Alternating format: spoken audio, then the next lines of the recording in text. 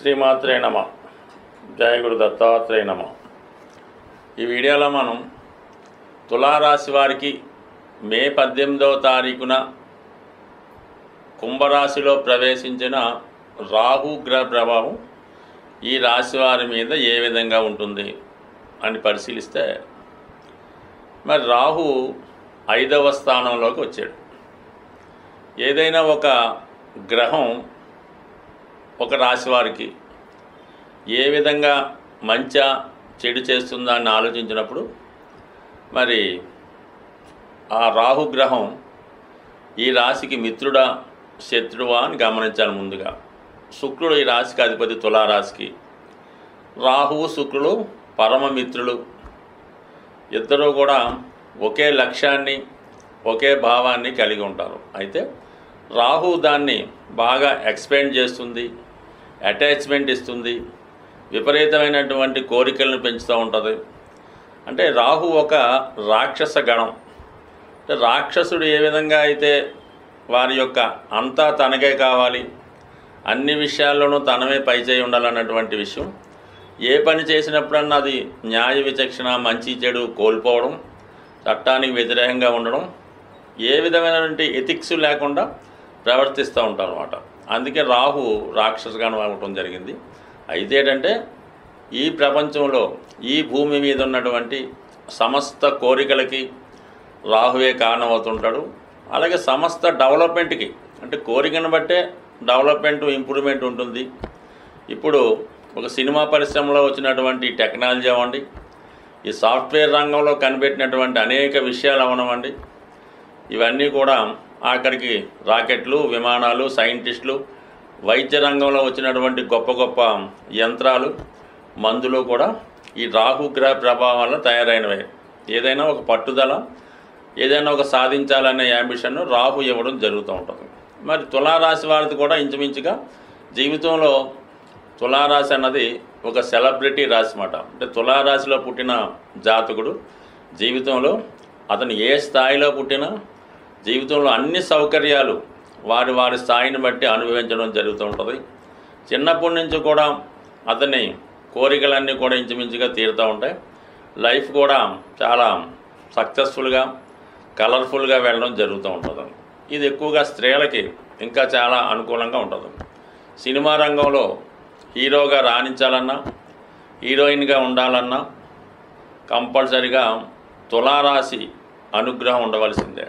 అటువంటి తులారాశి వారికి 5వ స్థానంలో ఉన్నటువంటి రాహు వీరిలో ఉన్నటువంటి నటన సామర్థ్యానికి, లేదంటే వారిలో ఉన్నటువంటి ఏదైనా అవ్వచ్చు, ఒక సైంటిస్ట్ అవ్వచ్చు, ఒక సాఫ్ట్వేర్ ఇంజనీర్ అవ్వచ్చు, ఒక ఆటోమొబైల్ ఇంజనీర్ అవ్వచ్చు, కంపల్సరిగా వారి యొక్క ఆలోచనలతో వారికి ఒక విధమైనటువంటి గొప్ప గుర్తింపు రావడం జరుగుతూ ఉంటుంది.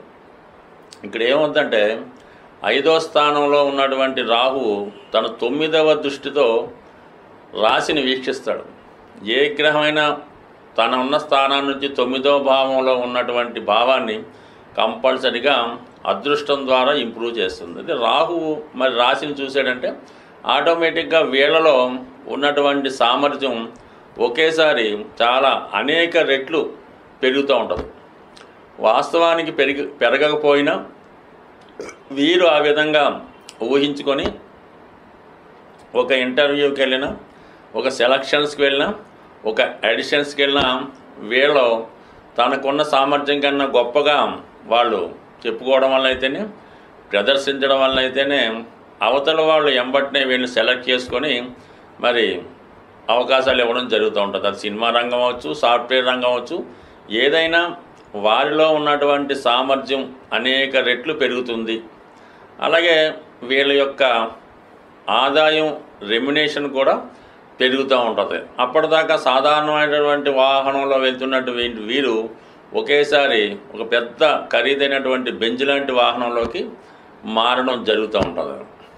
మరి ఇది వరకు ఓకే, కానీ ఒక విధమైనటువంటి స్పెక్యులేషన్ టెండెన్సీ ఇస్తూ ఉంటుంది అన్నమాట. అంటే ఈజీగా ధనం సంపాదించాలనే ఆలోచనతో, ఏదో విధంగా ధనాన్ని సంపాదించాలనే ప్రలోభంతో కొంతమంది ఈజీ మనీకో, లేదా ఇంకో రకమైనటువంటి గ్యాంబ్లింగ్ లాంటి పద్ధతులు అవలంబించి మరి అవతల వాడిని మెస్ప్రజం చేసి మాయ చేసి ఒక విధమైనటువంటి బలహీనపరిచి వీళ్ళు ధనాన్ని సంపాదించడం జరుగుతూ ఉంటుంది. సాధ్యమైనంత వరకు ఈ షేర్ మార్కెట్ స్పెక్యులేషను ఈజీ మనీగా కాకుండా మీలో ఉన్నటువంటి సామర్థ్యాన్ని ఉపయోగించుకొని దాన్ని సాధించడం అన్నది మంచిది. ఇక 9వ స్థాన ప్రభావం కూడా ఉంటుంది. 9 వీక్షిస్తాడు కదా. 9 అన్నది ఏంటంటే మన ధర్మాన్ని చెప్తూ ఉంటుంది. అయితే కొంతమంది మరి మన యొక్క కట్టుబాట్లు, వారి యొక్క కులం యొక్క ఆచారాలు, కుటుంబం యొక్క వ్యవహారాలు పక్కన పెట్టి మనం ఏ వృత్తులు అయితే చేయకూడదని పెద్దవాళ్ళు చెప్తుంటారో అందులో ప్రవేశిస్తూ ఉంటారు.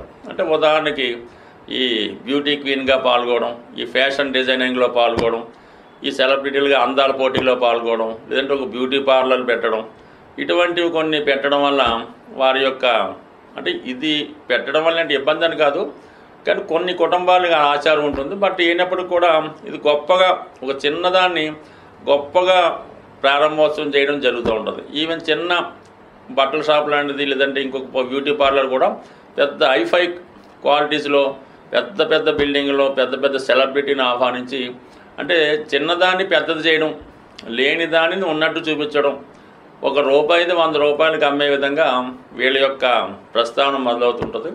ఇది ముఖ్యంగా ఈ సాఫ్ట్వేర్ రంగం వాళ్ళకు కూడా బాగా ఉపయోగపడుతూ ఉంటుంది. తక్కువ కష్టంతో ఎక్కువ ఫలితాలను సాధించడానికి అవకాశం ఉంటుంది. కాబట్టి ఇది ముందు సాఫ్ట్వేర్ రంగం, ఎక్కువ సినిమా రంగం, దాని తర్వాత ఆటోమొబైల్స్, తర్వాత ఏంటంటే న్యాయ వ్యవస్థ. అంటే తులారాశే ఒక న్యాయానికి చిహ్నం కాబట్టి మరి ఇందులో ఉన్నటువంటి వారు న్యాయవాదులుగాను జడ్జెస్గాను ఉన్నత పదవి అలంకరించినప్పటికీ కూడా న్యాయానికి వ్యతిరేకంగా కొంతవరకు వారి యొక్క నేమికి కళంకం తెచ్చే విధంగా జరిగే అవకాశం ఉంటుంది. అంటే వారి చేద్దామని అంటే వాళ్ళ ఆలోచన కాదు, కానీ పెద్దవారి యొక్క పైవారి యొక్క ప్రలోభాలకి లొంగే అవకాశం ఉంది. ఆ తప్పనిసరి పరిస్థితుల్లో కొంతమందికి ఏంటంటే జడ్జీలు వాళ్ళకి ఏదో వాళ్ళ పిల్లల్ని కిడ్నాప్ చేసో ఇంకో రంగం బెదిరించో, మరి అంటే సినిమాల్లో జరుగుతుండొచ్చు, నిజానికి ఉంటాయో ఉండవో తెలియదు, కానీ ఈ విధంగా వాళ్ళని ప్రలోభపరిచి భయపెట్టి ఈ విధంగా బెయిల్ తెప్పించుకోవడము, ఆ కేసు కొట్టించుకోవడం లాంటివి కూడా ఈ సమయంలో అంటే జరిగే అవకాశం ఉంటుంది. అంటే వీళ్ళ మీద అధికమైన ఒత్తిడి ఉంటుంది. ఉదాహరణకి ఏదైనా ఒక సింగర్ అయి ఉంటాడు, ఆ సింగర్కి కొన్ని విషయాల్లో అంటే కొన్ని సంబంధించినటువంటి పాటలు పాడడం ఇష్టం ఉండదు, ఆ మతాలకు సంబంధించిన పాటలు ఇష్టం ఉండదు, కానీ బలవంతంగా ఇతనికి మామూలుగా ఒక సాంగ్కి ఒక 5 లక్షలు ఇస్తూ ఉంటే వీడికి ₹1,00,00,000 ఆఫర్ చేసి వారు పాటలు పాడించుకొని ప్రయత్నం చేస్తారు. వీడు కూడా ధనానికి లొంగి సరే ఏముందిలే ఇది మాట్లాడతారు, కానీ తనకి ఇష్టం లేకపోయినా వేరే మతస్థుల యొక్క సాంగ్స్ అయి పాడడం, దాన్ని రికార్డింగ్ చేయడం, దానికి ప్రమోట్ చేయడం లాంటి కార్యక్రమాలు కూడా చేయడం జరుగుతూ ఉంటుంది. అంటే ఏదైనా ఇష్టం లేకపోయినా ధనం కోసం గుర్తింపు కోసం కొన్ని పనులు చేయవలసి ఉంటుంది. టెంపరీగా వీరి యొక్క నేమ్ చాలా ఎక్కువగా పెరుగుతుంది. చాలా విషయాలు మంచివే, కానీ కేవలం ఈ గ్యాంబ్లింగ్ టెండెన్సీ పడకుండా ఉంటే మంచిది. అలాగే ఎఫైర్స్, ఈ లవ్ ఎఫైర్స్ లాంటివి ఎవరిని చూసి పడితే వాళ్ళని ఎంబట్నే ఇష్టపడి ఎంబట్నే ప్రేమించడం జరుగుతూ ఉంటుంది. మళ్ళీ 3 రోజులకి అది బ్రేకప్ అవ్వడం జరుగుతూ ఉంటుంది. అయితే ఇది ఎల్లవేళ జరగదు. ఏదో కొన్ని సందర్భాల్లో ఎవరో ఒకరు అటాచ్ అయ్యి జీవితాంతం వీళ్ళతో ఉండడానికి కూడా అవకాశం ఉంటుంది. కాబట్టి తొందరగా ఎవరినైనా ఇష్టపడే ముందు 1-2 సార్లు ఆలోచించి మాట ఇవ్వడం మంచిది. స్వస్తి. సాధారణంగా మనిషి జీవితంలో ఆ యొక్క జాతకుణ్ణి అత్యంత ఉన్నత స్థాయికి తీసుకెళ్లాలన్నా, అత్యంత పతనానికి తీసుకెళ్లాలన్నా రాహువే కారణం అవుతూ ఉంటాడు. రాహువు ఆశకి కారకుడు. ఏదన్నా ఆశ పడితే అది దక్కేలాగా చేస్తాడు, దాని ద్వారానే ఇబ్బందిని కూడా కలగజేస్తూ ఉంటాడు. సో అందువల్ల రాహుగ్రహం ఏంటంటే పరిహారాలు చేసుకోవడం ద్వారా రాహుని మనకు అనుకూలంగా మార్చుకుంటే కంపల్సరిగా జాతకుడికి ఒక మంచి ఉన్నత స్థానాన్ని, మంచి నేముని, మంచి ఆరోగ్యాన్ని కూడా ఇవ్వడం జరుగుతూ ఉంటుంది. ఏదైనా పూర్వజన్మలో చేసుకున్నటువంటి పాప పుణ్యాల్ని ఈ జన్మలో అనుభవించే విధంగా రాహువు చేయడం జరుగుతూ ఉంటుంది. రాహు ఉన్న స్థానాన్ని బట్టే మనం పూర్వజన్మలో ఏం చేసాం, ఈ జన్మలో ఏం చెయ్యకూడదు అన్న విషయాన్ని జాతకం చూడగానే అర్థమవుతుంది. అనుభవం గల జ్యోతిష్కుడు రాహుని బట్టే తను జాతకుడి యొక్క భవిష్యత్తుని నిర్ణయించడం జరుగుతూ ఉంటుంది. ఉదాహరణకి రాహువు శుక్రగ్రహంతో కలిసి ఉంటే కేవలం స్త్రీల వల్ల వ్యసనాల వల్ల నష్టపోవడం జరుగుతూ ఉంటుంది. అలాగే కుజుడితో కలిస్తే తన యొక్క అహంకారం వల్ల, తన యొక్క ఓవర్ డామినేషన్ వల్ల నష్టపోవడం జరుగుతుంది. అన్నదమ్ముల వల్ల, బంధువుల వల్ల కూడా పతనానికి కారణం అవుతూ ఉంటుంది. ఇంకా చాలా ఉంటాయి. బట్ దీనికి పరిహారం ఏంటంటే కేవలం కనకదుర్గ అమ్మవారు, అంటే మనం ఈ శక్తి దేవతల్ని ఆరాధించడం వల్ల ప్రాంతాన్ని బట్టి ఉంటుంది. కొన్ని ప్రాంతాల్లో కాళికాదేవి, కొన్ని ప్రాంతాల్లో కనకదుర్గ అమ్మవారు, కొంతమంది ప్రత్యంగర అమ్మవారు. ఈ దశ మహావిద్యలు ఇవన్నీ కూడా రాహుకు సంబంధించినవే. మరి కొంతమంది క్షుద్ర విద్యల ద్వారా రాహుని శాంతింపజేసినప్పుడు కూడా అది మళ్ళీ వేరే విధంగా ఎఫెక్ట్ అయ్యే అవకాశం ఉంది. కాబట్టి అటువంటి వాటికి జోలికి వెళ్లకుండా ఈ సాత్విక దేవతలైనటువంటి ఈ కనకదుర్గ అమ్మవారిని ఆరాధించుకోవడం వల్ల మనకి ఇబ్బంది తొలుగుతుంది. వెరీ సింపుల్ ఏంటంటే అంటే కనకదుర్గ అష్టోత్తర పారాయణం, లలితా సహస్రనామం పారాయణం, ప్రతి శుక్రవారం అమ్మవారికి కుంకుమార్చన ద్వారా చేయించడం కానీ, అవసరమైతే అమ్మవారికి ఈ చందనం, కుంకుమ, పసుపు ద్వారా అభిషేకాలు చేయడం జరుగుతూ ఉంటుంది. ఏదైనా ఈ పుణ్యక్షేత్రాలు అంటే ముఖ్యంగా అమ్మవారికి సంబంధించినటువంటి పుణ్యక్షేత్రాలు దర్శించి అక్కడ రాత్రి నిద్ర చేయడం వల్ల చాలా వరకు ఈ దోష పరిహారం అవుతుంది. ఇది ఆధ్యాత్మికంగా ఉన్న వాళ్ళకి తోడవుతూ ఉంటుంది. మినువులు రాహుకి సంబంధించినటువంటి దినుసు కాబట్టి మరి రాహు దోష ప్రభావం ఉన్నవారు మినువుల్ని దానం చేయొచ్చు. దానికి కాకుండా శుభ్రంగా ఈ వడలు అంటే గారెలు అంటారు, వడలు అంటారు, శుభ్రంగా మినపప్పుతో బ్రహ్మాండంగా తయారు చేయించి అది అంటే ఎక్కువగా చేయాలన్నమాట. ఇది ఒకటి రెండు కాదు, చేసి ఏదైనా కొంత అనారోగ్యంతో బాగా ఇబ్బందితో ఉన్నటువంటి బెగ్గర్స్ లాంటి వాళ్ళకి ఒక 8 వడలు శుభ్రంగా మంచి చట్నీతో వాళ్ళకి ఆదివారం కానీ మంగళవారం కానీ వాళ్ళు కడుపు నిండా తినేలాగా ఈ మినపగారెలు వాళ్ళకి పెట్టవచ్చు. దాని తర్వాత ఇంకోటి ఏంటంటే అమ్మవారికి నిమ్మకాయల దండ వేయడం ద్వారా కూడా అనుకూలత ఏర్పడుతుంది. ఇంకా కొద్దిగా ఏదైనా ఒక ఇబ్బందులతో, అనారోగ్యాలతో, మానసిక వ్యాధులతో ఇబ్బంది పడుతున్నవారు ఈ పీచుతో ఉన్నటువంటి కొబ్బరికాయ శుభ్రంగా ఆదివారం కానీ అమావాస్య రోజు కానీ సాయంకాలం రోజు ఏదైనా నదిలో వేయవలసి ఉంటుంది. విసర్జించి మళ్ళీ వెనక్కి వచ్చేస్తే మంచిది. అలాగే అష్టముఖి రుద్రాక్ష ధరించడం ద్వారా, వెండి చైను మెడలో వేసుకోవడం ద్వారా, గోమేధకం అనే ఉంగరం వెండిలో చేయించి కుడి చేయి మధ్య వేలి పెట్టుకోవడం వల్ల కూడా జరిగే అవకాశం ఉంది.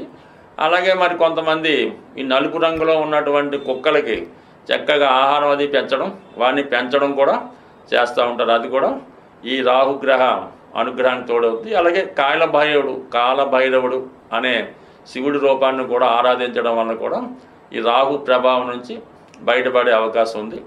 అలాగే ఏంటంటే బాగా విపరీతమైనటువంటి చర్మ వ్యాధులు, అలాగే కొన్ని రకాల వ్యాధులతో బాధపడుతున్న వారికి మీరు అంటే వైద్యం చేయించవచ్చు, మీరు వారికి సేవ చేయొచ్చు. లేదంటే వారికి ఏమైనా వారి సదుపాయాలు కల్పించడం వల్ల, అలాగే వృద్ధాశ్రమంలో ఉన్నటువంటి రోగులకి ఎవరైతే వారి పనులు వారు చేసుకోలేకుండా ఉంటారో వారికి మీరు ఏదైనా సేవ చేయడం ద్వారా మీకు రాహుగ్రహ పరిహారం జరుగుతుంది.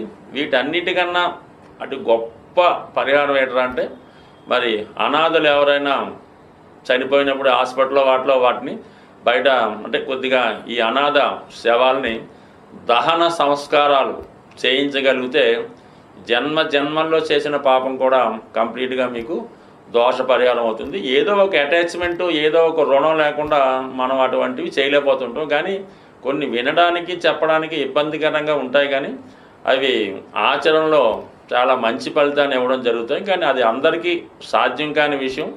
ఏదైనా భగవంతుడి యొక్క అనుగ్రహం ఉంటేనే కొన్ని పరిహారాలు మనతో ఆ భగవంతుడే చేయించి ఆ పాప కర్మల నుంచి మనల్ని బయటపడే విధంగా చేయడం జరుగుతూ ఉంటుంది. జాతకుడికి ఇంకా కర్మ ఉంటే ఆ పాపాలను చేసుకుంటూ అలాగా ఇంకా పాపాన్ని పెంచుకొని ఇంకా భ్రష్టుడు అయ్యే అవకాశం ఉంది. బట్ ఏదైనా రాహు యొక్క అనుగ్రహం పొందడం అంటే సాక్షాత్తు అమ్మవారి యొక్క అనుగ్రహం పొందడమే. అది ఎంతోమందికి సాధ్యం కాని విషయం. కొంతమందికే మన రామకృష్ణ పరమహంస లాంటి మహా గొప్పవాడికి అటువంటి సాక్షాత్కారం జరిగింది. కాళిదాసు ఇటువంటి వారు ఈ రాహుగ్రహ అనుగ్రహంతో మరి మంచి ఖ్యాతి గడించడం జరిగింది. స్వస్తి.